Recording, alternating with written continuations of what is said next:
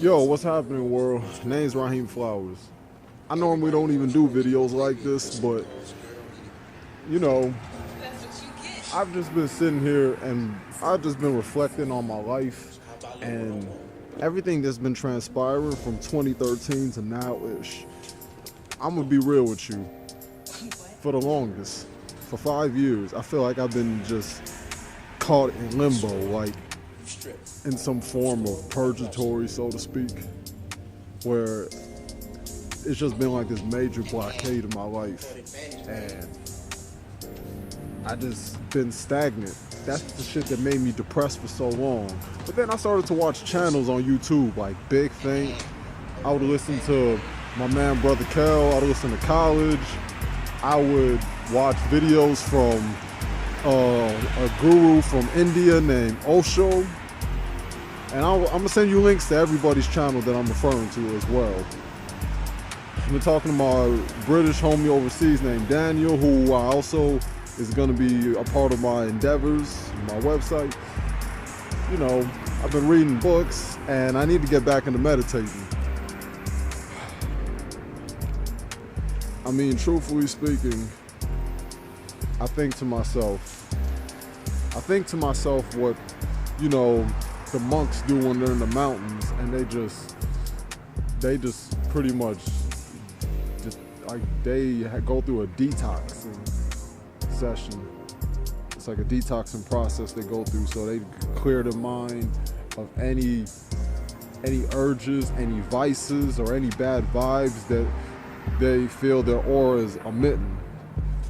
And honestly, I've really learned to let go. It took me a long time, but I finally did it. I got tired of taking L's. I really did. And I'm glad that there are people who've always appreciated me, and I realized the effect that I had.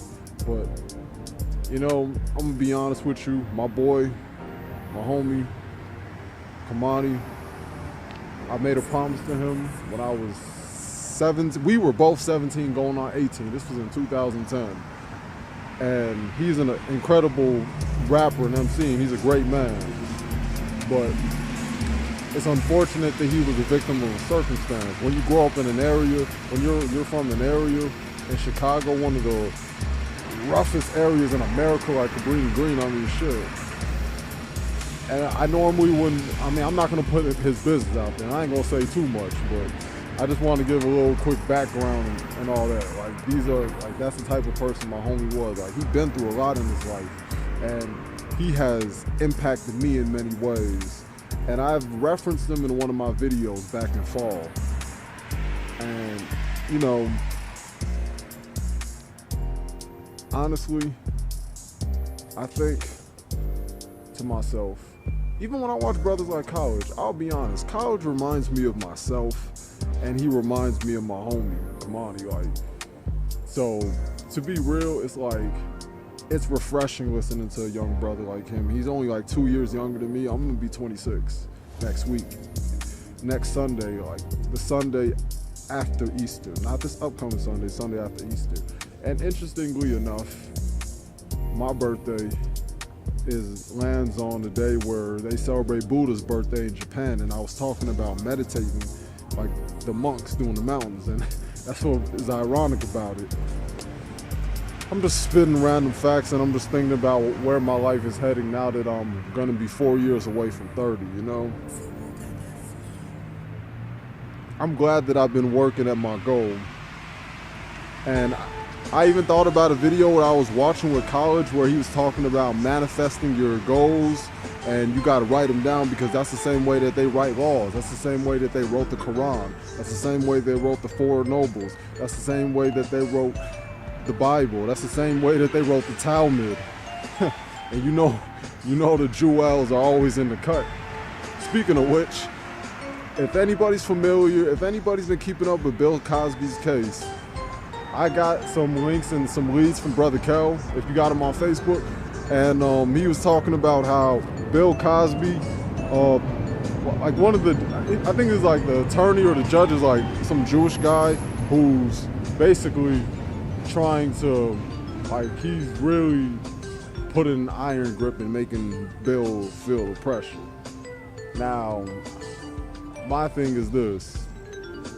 Bill Cosby, whether he did it or not, he is gonna have to answer for it, like I said in my video back in February, but we all know that this was a ploy from the Jewels. They're really about self-preservation.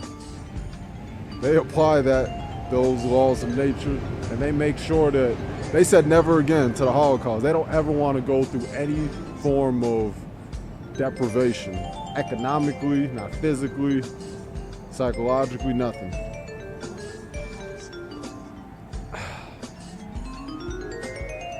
And it made me think to myself that it's always been a dystopia. It's unfortunate that when we live in a society as melanated people, that we never really had it up in the attic. And even when we seemingly had it on the surface, that was only because for circumstantial reasons. But it doesn't have to be that way. Now that we live in the age of information, now that you have people who have developed more of an open mind, and now that when you don't allow your ego to control you, when you can just sit there and just come to a self-realization moment and say, you know what, this does nothing for me. Me having a problem with you does nothing for me. It makes me even think about with Naruto, when all the villages came together and then they brought about peace when they were going against Kabuto and they were going against Madara, Uchiha. They all came to a common ground. And to me, we're already in World War III, but the battlefield is more of it's like a holy war, so to speak.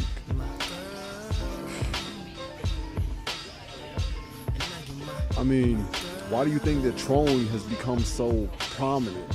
Why do you think that even dudes like Tekashi 6ix9ine and Lenny, Charlemagne's ass, could go just try to spar with each other back and forth, and academics, that vermin's in the mix as well.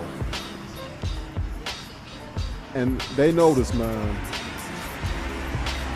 Why do you think that there's all these agendas and there's all these schools of thoughts and all these lifestyles just it's like a cesspool just coming up and up together, you know? But, you know, when it's all said and done, nothing lasts forever. And that also includes misfortune. So that's all I gotta say for now. Peace.